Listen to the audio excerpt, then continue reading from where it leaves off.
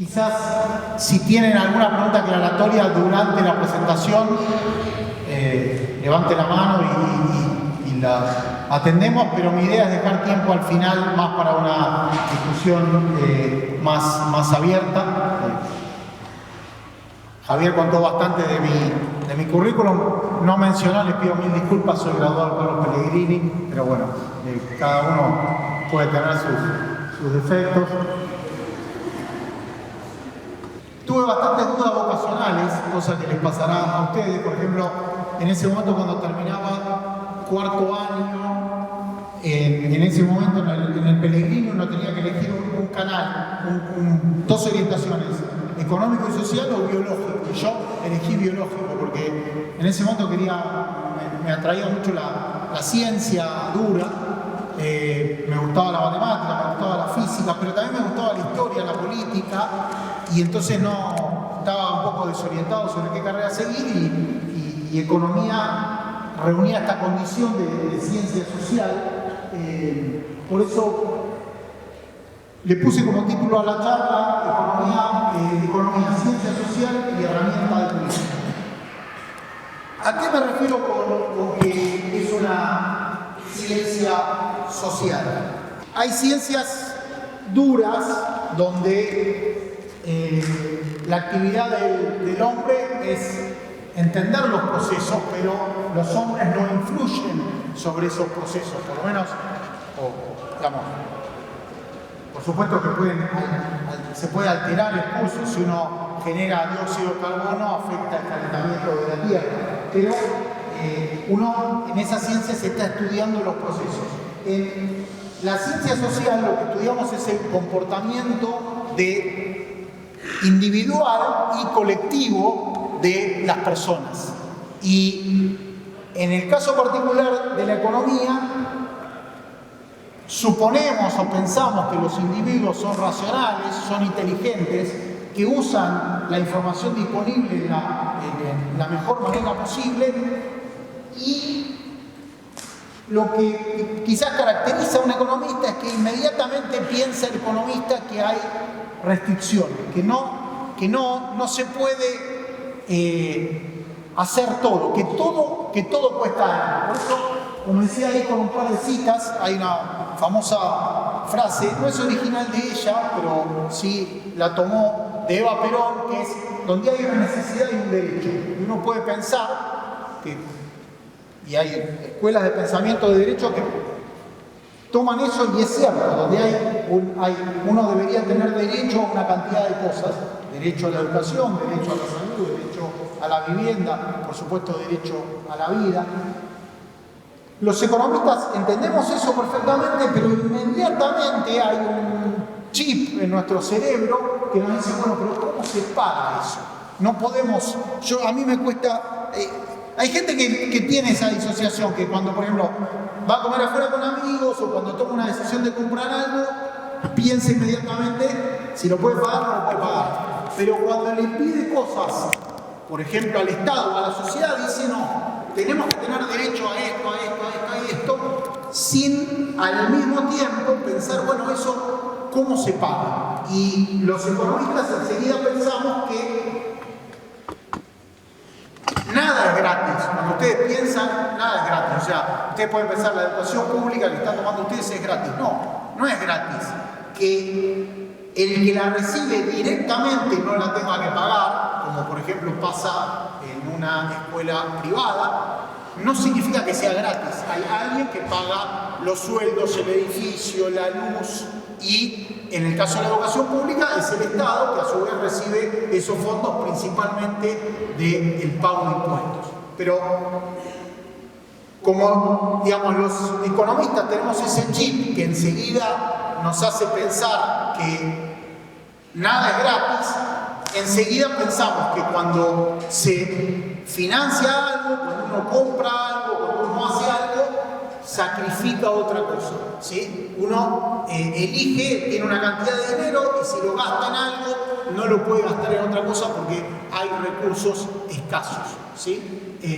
Entonces, es una ciencia social que estudia el comportamiento de las personas, pensando que las personas son individuos racionales, inteligentes, que responden a incentivos y que, digamos que prácticamente todo el tiempo hay recursos escasos. Quizás hace un tiempo uno podía decir, había un recurso no escaso que era el aire. Quizás era lo único que nos quedaba. Ahora el aire tampoco es un recurso escaso y cuando uno toma oxígeno de la atmósfera y le devuelve dióxido de carbono, ya cada vez más empieza a haber impuestos y empieza a haber pagos que hay que hacer por contaminar el aire en muchos países porque también está empezando a faltar ese recurso. Y lo mismo uno podría decir con el agua.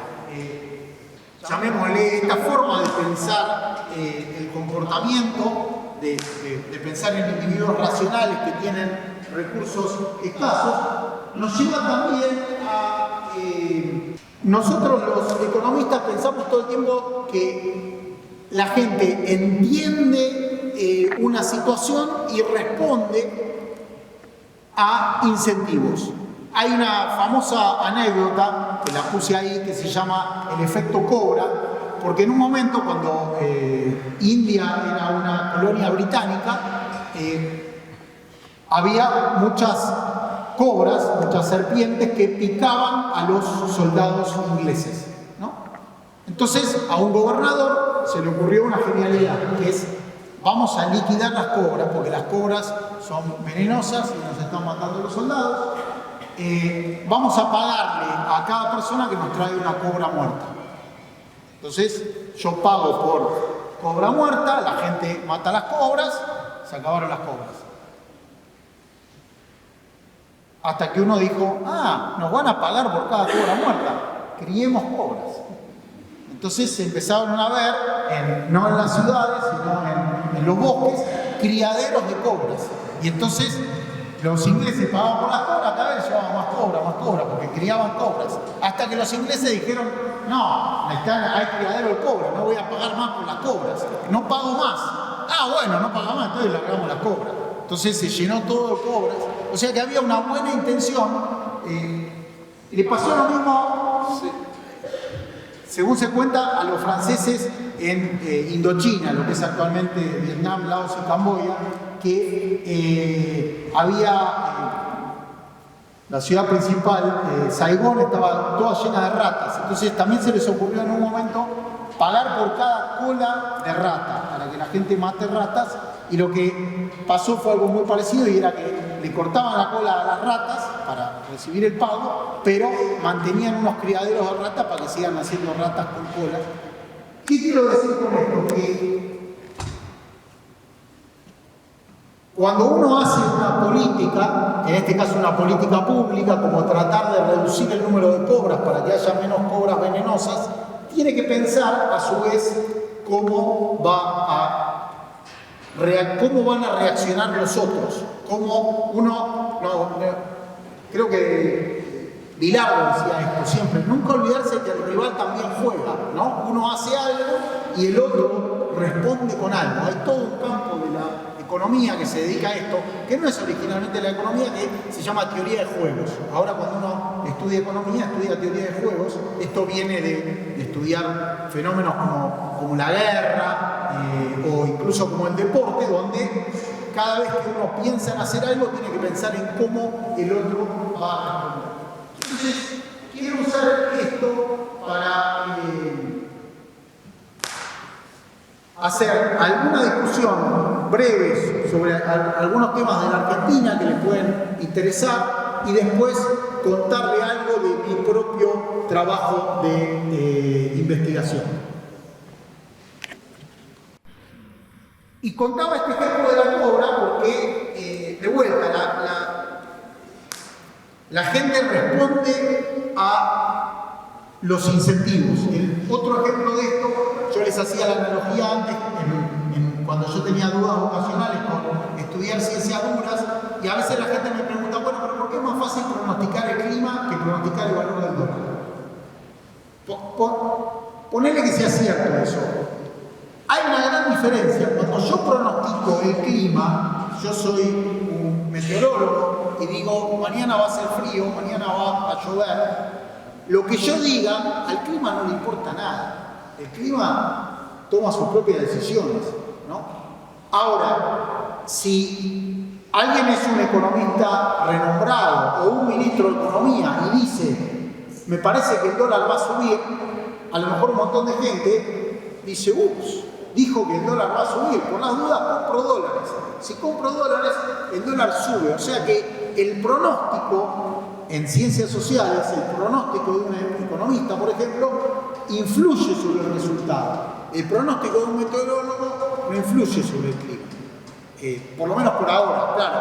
Si a raíz de lo que hace el meteorólogo, de lo que dice el meteorólogo, la humanidad toma ciertas decisiones, eso puede ocurrir, pero no todo. Entonces, quería hablar un poco de la Argentina, con esto de que, como en el caso del efecto Cobra, muchas veces hay buenas intenciones con malos resultados, ¿sí? Y lo que quería mostrar ahí, ustedes lo ven un poco mal, es que esto es un debate súper actual de la Argentina, es que Argentina tuvo más o menos desde el año 2003, 2004, 2005, un gran aumento del gasto público. Nosotros éramos un país latinoamericano, diría típico. En general el gasto público se mide como porcentaje de la producción total del país. La producción total del país se llama el PBI, el Producto Bruto Interno. Y Argentina era un país, eso para los que llegan a ver, está en el gráfico de la izquierda, y Argentina es la línea más oscura, las otras líneas son otros países de la región.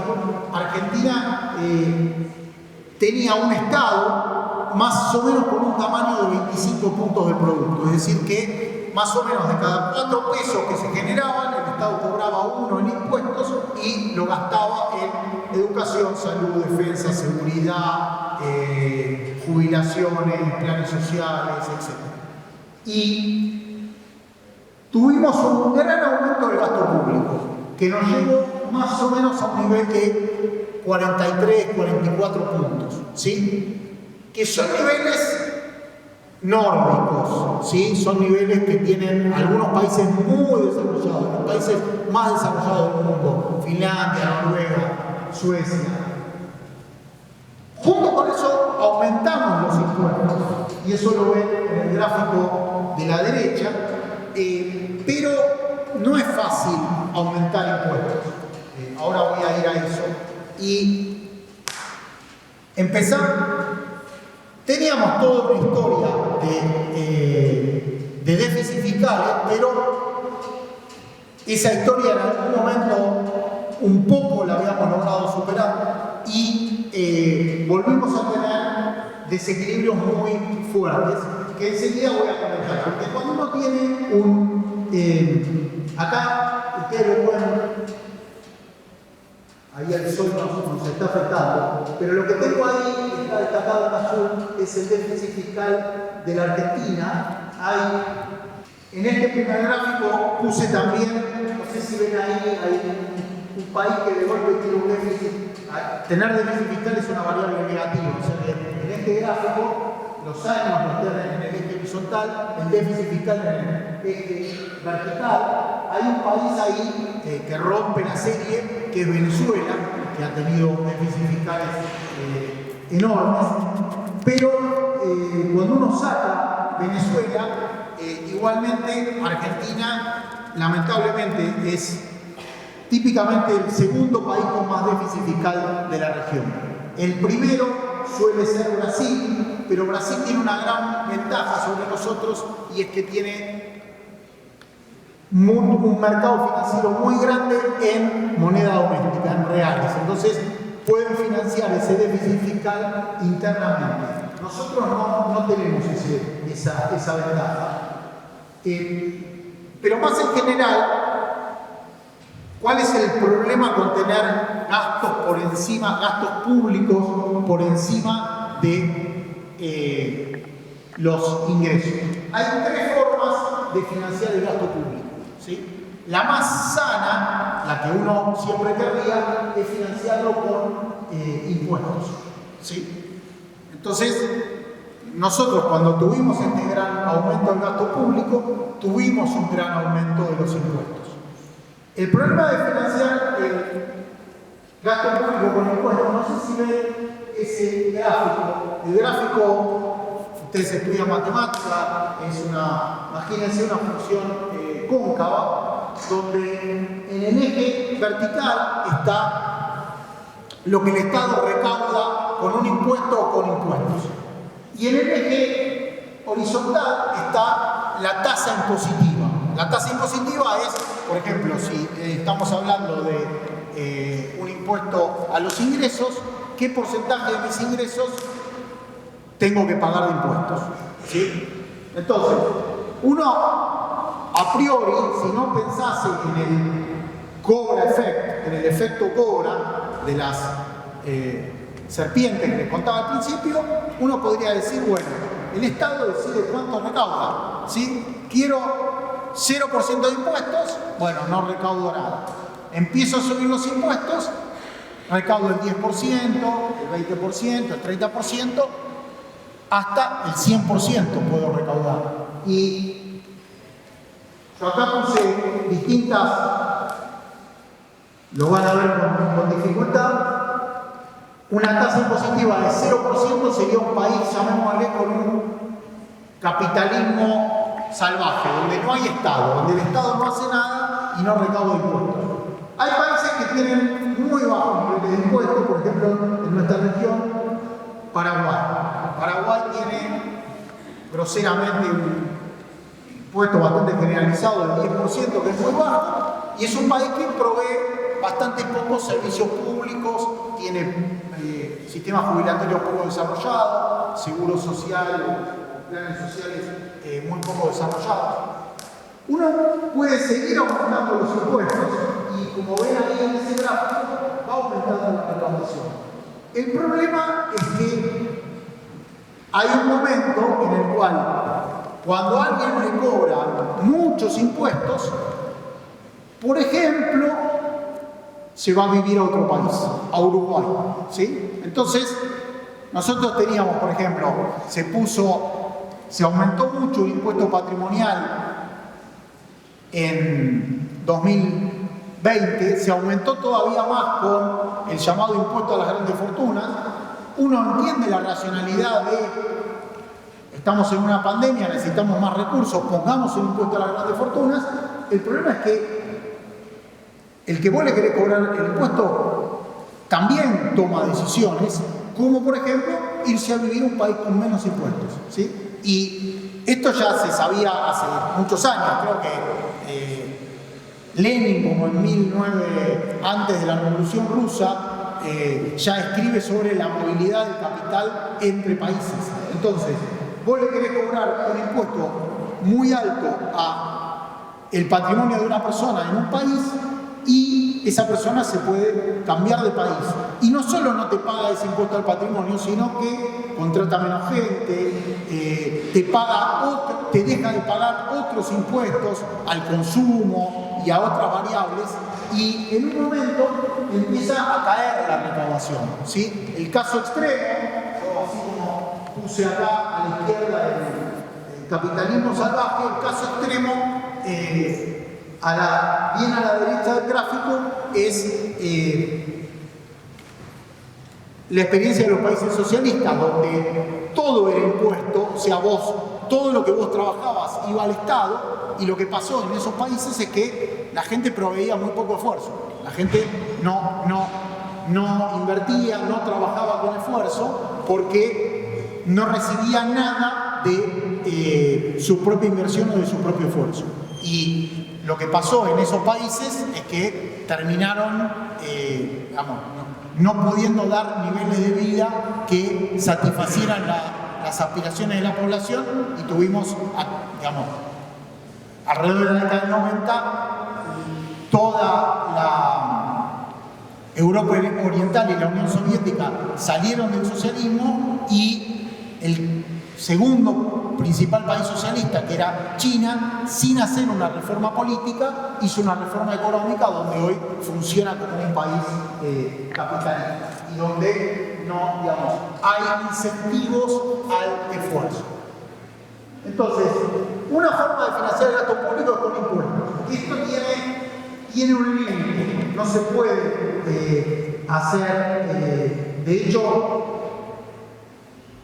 en el gráfico que les mostraba antes, Argentina aumenta el gasto público hasta 43, 44 puntos de producto, pero solo logra aumentar los ingresos a más o menos 10 puntos menos. La segunda alternativa para financiar el gasto público es endeudarse. Endeudarse es postergar un pago para adelante, ¿sí? Yo, si me endeudo, no pago algo hoy, pero lo tengo que pagar mañana, ¿sí? Argentina hizo muchísimo de eso, hizo tanto de eso que muchas veces no ha podido pagar sus deudas. Cuando no ha podido pagar sus deudas, ha hecho lo que se llama un default. Eso significa que después no te quieren prestar, terminás pagando con multas, y cada una de esas situaciones de default implica una crisis económica. Y esas crisis económicas, típicamente, a los que más perjudican, a los que más han perjudicado, es a los que menos tienen. Y cuando uno mira la tasa de pobreza en Argentina, típicamente hay una crisis y salimos de esa crisis con una tasa de pobreza mayor a la anterior. La tercera forma de financiar el gasto público es emitiendo dinero. Es decir, yo soy el Estado, tengo que pagar 40 puntos del producto, recaudé 34, ya nadie me quiere prestar, entonces emito dinero. Y eso parece una solución mágica, ¿sí? Yo emito dinero, imprimo, eso no cuesta muy poco, y a la gente que le tengo que pagar sueldos, planes sociales, jubilaciones, etcétera, le doy ese dinero. El problema con eso es que no estoy generando riqueza nueva, ¿sí? Si yo tengo acá un vaso de agua y acá Javier y Harry tienen cada uno de ellos un billete de 100 pesos, ¿sí? Yo tengo dos vasos de agua mejor, y cada uno de ellos tiene un billete de 100 pesos, yo le vendo ese vaso de agua a 100 pesos a cada uno. Yo soy el fabricante de agua, no soy el Estado. Ahora el Estado les da a ellos el doble, le da 200 pesos. Si yo sigo teniendo dos vasos de agua, ¿sí? Ahora cada uno de ellos tiene 200 pesos. Por ejemplo, si Javier viene más rápido, me dice, vos lo vendías a 100 pesos, te compro los dos. Y entonces Harry se queda sin agua. Pero bueno, Harry también es un agente económico y también piensa en sus incentivos, y él viene y me dice, no, espera, no se lo vendas a él a 100, vendémelo a mí a 101. Y entonces Javier me dice, no, vendémelo a mí a 102. Y él me dice 103, y al final como sigo teniendo dos vasos de agua, voy a vender esos vasos de agua a 200 pesos cada uno. Antes ellos tenían 100 pesos cada uno, ahora se los voy a vender a 200 pesos cada uno, porque no logramos que yo tenga más vasos de agua. Sigo teniendo acá dos vasos de agua. Claro, el que lo mira de afuera dice, Ernesto es el malvado, porque antes vendía el agua a 100 y ahora vende el agua a 200. Lo que pasa es que yo también, no solo que pensamos que si lo puedo vender a 200, lo voy a vender a 200, sino que yo me doy vuelta y tengo que fabricar eso. Tengo que comprar el vasito, tener el agua, enfriarlo, y en todos los mercados de la economía va pasando esto, ¿sí? Donde si se emite dinero, hay más dinero para comprar, digamos, la misma cantidad de bienes. Ustedes podrían decir, no, pero el truco es que en vez de dos vasitos, ahora, como yo sé que puedo vender más, produzco más. Eso, en algunas situaciones es cierto. En una gran crisis económica, el primero que habla de este tema es un famoso economista llamado Keynes, en 1930, cuando hay una enorme crisis en el mundo. Pero primero que eso tiene que tener recursos ociosos, tiene que tener desempleados, tiene que tener fábricas paradas. Pero además, lo que no pasaba en 1930 y sí pasa ahora, es que la gente aprendió. El efecto Cobra ocurrió también y en todo el mundo se fue entendiendo que la emisión genera inflación y que cuando uno ve que el Estado está emitiendo dinero, los precios van a subir, ¿sí? Y algo que también tiene la economía es esto de, digamos, y otras disciplinas, que muchas veces las cosas no son exactamente como aparentan en la superficie. Parece que los malvados son el señor que vende agua mineral en un kiosco y me subió el precio. Pero en realidad lo que está ocurriendo es que si se emite dinero sin recursos genuinos, sin que aumente la producción, es la misma cantidad de bienes por la cual compiten individuos con más dinero impreso y lo único que termina pasando es que en ese mecanismo es que terminan subiendo los precios. ¿A quién perjudica más que suban los precios? Típicamente a los más pobres. ¿Por qué? Porque uno puede comprar dólares, uno puede poner la plata en el banco con un interés, otro puede comprar una casa y hay distintas formas de protegerse de la inflación y los argentinos estamos recontraentrenados a protegernos de la inflación. Pero el que, por ejemplo, si tenés un sindicato, el sindicato va a pelear por tu sueldo.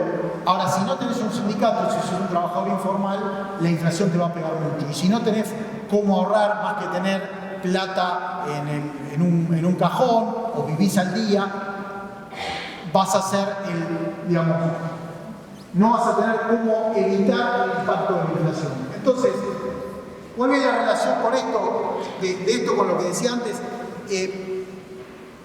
Tenía una frase ahí, cuando terminaba lo del Cobra Effect, que es que el camino del infierno está plagado de buenas intenciones.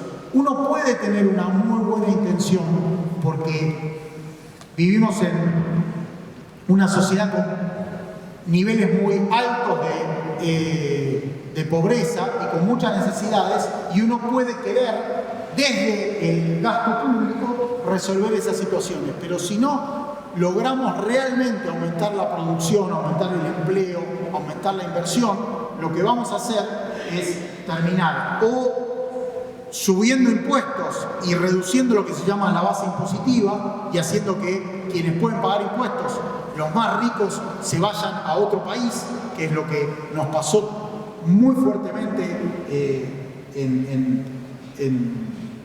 alrededor de 2021, o sea, muy recientemente, o terminamos siendo una sociedad sobreendeudada con crisis macroeconómicas que aumentan típicamente la pobreza, o terminamos siendo una sociedad con muy alta inflación y básicamente somos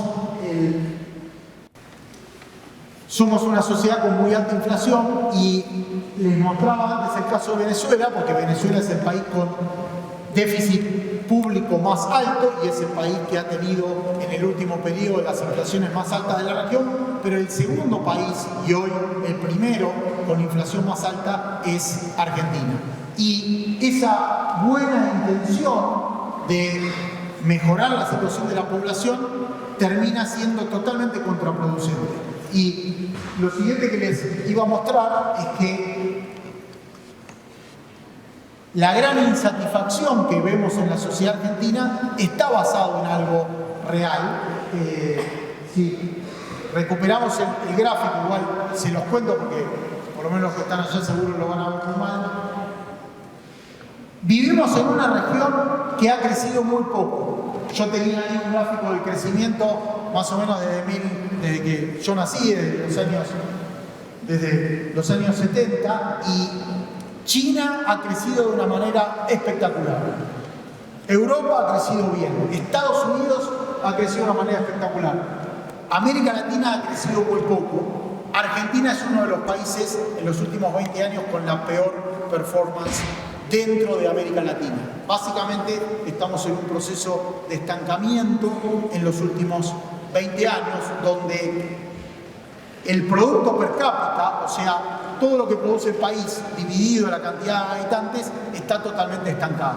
Si a eso le sumamos que lo que recibe mucha parte de la población no es el promedio, porque además hay desigualdad en la distribución de ese producto, entonces podemos entender tanto enojo, tanta frustración, tanta crispación que hay en nuestra sociedad, porque es una sociedad que no está creciendo. Y probó un camino de crecimiento, que es el gasto público, y eso no ha funcionado.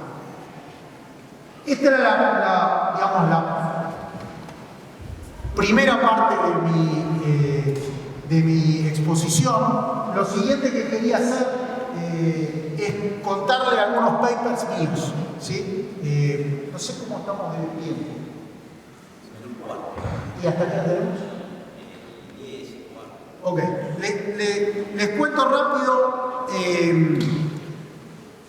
La economía tiene dos grandes áreas, la macroeconomía y la microeconomía. Antes estaban muy desconectadas. Toda esta discusión que yo les hice recién sobre la inflación, el gasto público, que la emisión genera inflación, era más del campo de la macroeconomía. Pero cada vez más pensamos que al final la macroeconomía es la suma de decisiones de pequeños agentes, y eso lo estudia la microeconomía, ¿sí? Cada señor que decide si me suben el impuesto me voy a vivir a otro país, si mucha gente me viene a comprar agua y yo no tengo más agua, la voy a tener que vender más caro. La otra alternativa que tengo es dejarla al mismo precio, pero va a quedar gente que va a haber lo que se llama desabastecimiento, va a haber gente que va a querer comprar y que no va a poder comprar porque el agua se me acabó.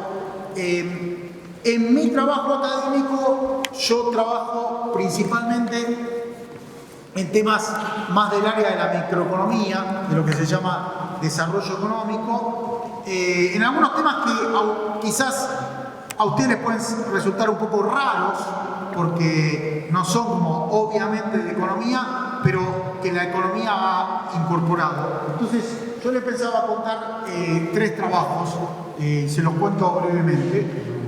Uno es un trabajo sobre si la policía es útil para reducir el delito, ¿sí? Un área que yo trabajo es el área de lo que se llama economía del delito. Entonces, piensen en un tratamiento médico.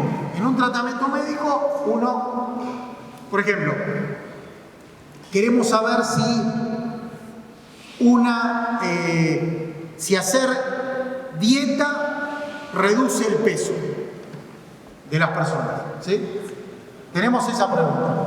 Ahora, yo les puedo preguntar a ustedes, ¿quiénes alguna vez o quiénes ahora están haciendo dieta? Y algunos de ustedes van a levantar la mano, y otros no, ¿sí? ¿Qué se imaginan ustedes que va a pasar? Ahora les hago la pregunta a ustedes. Si yo tengo una balanza y pesamos a los que están haciendo dieta y pesamos a los que no están haciendo dieta, ¿quiénes creen ustedes que van a pesar más? ¿Los que están haciendo dieta o los que no están haciendo dieta? Es un poco difícil de decir cómo puede estar la dieta porque es algo más que sano, por lo cual sería algo repetitivo, pero podría ser más. Y en general, ¿qué esperarías? Perdón que no sé si todos te escuchamos bien.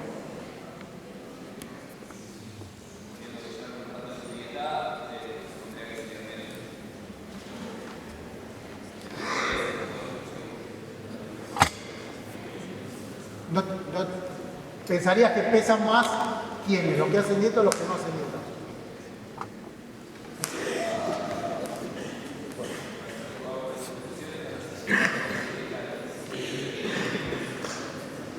Uno puede pensar, no sé, tomo otras opiniones.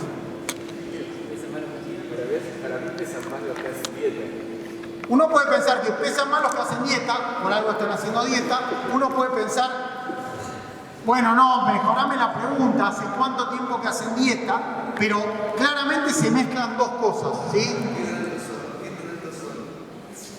Corregido por altura. Siempre uno piensa, bueno, Veamos altura, peso para la altura. ¿Sí? Sí, yo me estaba refiriendo a dietas para reducir el peso. Sí, dieta. Sí, obviamente que hay otras dietas. Pero lo que tenemos ahí es un problema que una ciencia social trata de entender. Porque tenemos lo que se llama un problema de causalidad. No sabemos si la gente que tiene sobrepeso hace dieta, en cuyo caso los que hacen dieta tienen más peso que los que no hacen dieta, o si efectivamente hacer dieta baja el peso, en cuyo caso hacer dieta te llevaría a un peso menor. ¿Sí? Entonces, para separar estas dos cosas, lo que querríamos hacer es, y es lo que se hace en un estudio médico, es agarrar a una población, hacer un sorteo, a unos decirles vos hacés dieta, tratar de controlar que lo cumplen, a otros decirles vos no hagas dieta, pero eso no está basado en el peso, sino que hicimos un sorteo, así se hacen los estudios médicos. Incluso en los estudios médicos, si lo que uno le da es una pastilla, por ejemplo, para bajar de peso, a unos le damos una pastilla para bajar de peso y a otros le damos una pastilla que es igual, tiene el mismo color, ni siquiera saben qué les tocó, que se llama placebo, y después de un tiempo vemos quiénes bajaron vemos a los que realmente tomaron la pastilla para bajar de peso y a los que tomaron el placebo. Y los medimos y vemos si efectivamente la pastilla sirvió o la pastilla no sirvió. En ciencia social eso es bastante difícil, porque si yo quiero mirar si la policía tiene un efecto sobre el delito y voy al jefe de la policía y le digo, mirá, yo quiero mirar si la policía tiene un efecto sobre el delito. Vamos a hacer lo mismo que en un estudio médico. Vamos a agarrar unas cuadras, las sorteamos, a esta cuadra le ponemos policía, a esta cuadra la dejamos sin policía y después de un tiempo medimos dónde hay más robos. ¿Qué va a pasar si yo le digo eso al jefe de policía? ¿Qué esperan que pase? Me va a decir que no, porque a él lo van a matar los vecinos que lo dejamos sin policía porque a Ernesto se le ocurrió hacer un estudio. ¿Sí? No podemos dejar a gente sin policía porque queremos hacer un estudio. Hay cuestiones éticas. Uno puede pensar, lo mismo pasa en un estudio médico, pero en un estudio médico se hace cuando se hace en forma experimental, cuando no se conoce una vez que hay un tratamiento médico disponible, no le podemos negar a la gente un tratamiento médico solamente por experimentar, o sea que el dilema ético puede aparecer también, pero acá es evidente que vamos a tener un despelote si dejamos un barrio sin policía porque estamos haciendo un estudio. Entonces, en un estudio, lo que con un colega estudiamos fue que muy horriblemente, en el año 1994, tuvimos en la ciudad de Buenos Aires el atentado a la AMIA. ¿Sí? El atentado a la AMIA fue una bomba en la AMIA, acá en el barrio de Once, que dejó una cantidad enorme de muertos. Y después de eso se puso protección policial en las instituciones judías y musulmanas. Todavía hoy está. Entonces, tuvimos policías en algunas cuadras, no porque había muchos robos en esas cuadras, es decir, es como que gente que hizo dieta, pero no hizo dieta porque tenía sobrepeso, sino por otro motivo. Esta policía estaba ahí para proteger esas instituciones, pero no porque hubiese mucho robo de autos, que era lo que nosotros queríamos mirar. Entonces, encontramos lo que se llama un experimento, que en ciencia social se llaman experimentos naturales, para medir el efecto de la policía sobre el delito en un contexto en el cual teníamos que separar esta causalidad, separar ese problema de causalidad o de endogeneidad que les comentaba para realmente capturar el efecto y no el hecho de que hay más policía donde hay más delito, porque donde hay mucho delito la gente reclama que haya más policía.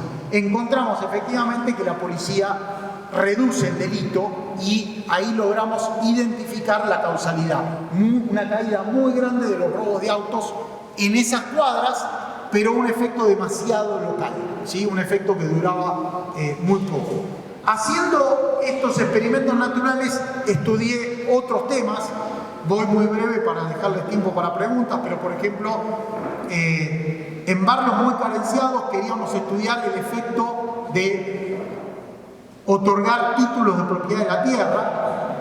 En la sociedad en general, quienes tienen títulos de propiedad tienen más dinero, tienen por lo tanto mejor educación y mejor empleo y otra cantidad de cosas. Nosotros identificamos un barrio en el cual, por un conflicto que hubo en el momento de una ocupación, azarosamente algunos vecinos recibieron títulos de propiedad y otros no. Y miramos años después y, como uno podía esperar, se va a ver muy mal en esta foto, pero las casas que recibieron títulos de propiedad son mucho mejores que las casas que no recibieron títulos de propiedad.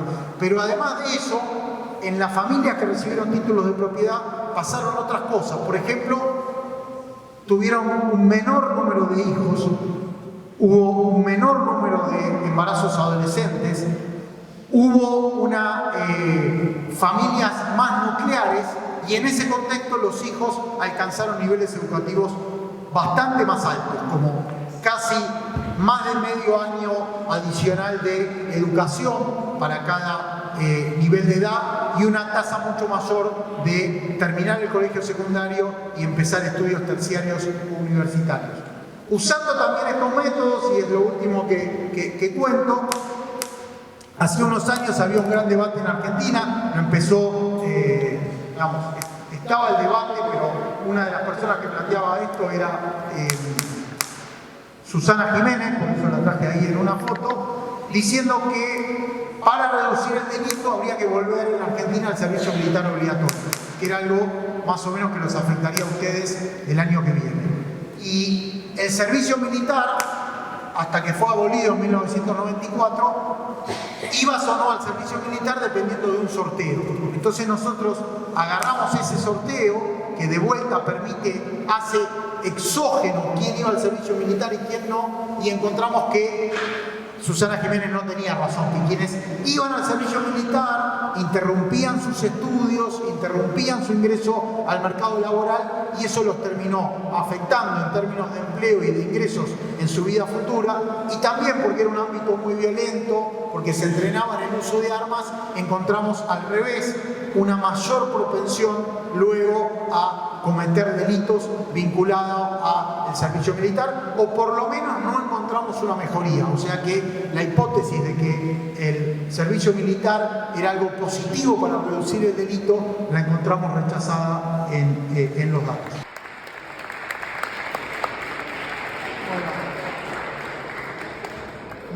Muchas gracias a ustedes. Iba a acotar nada más cuando decía Javier de la gente durmiendo en la calle.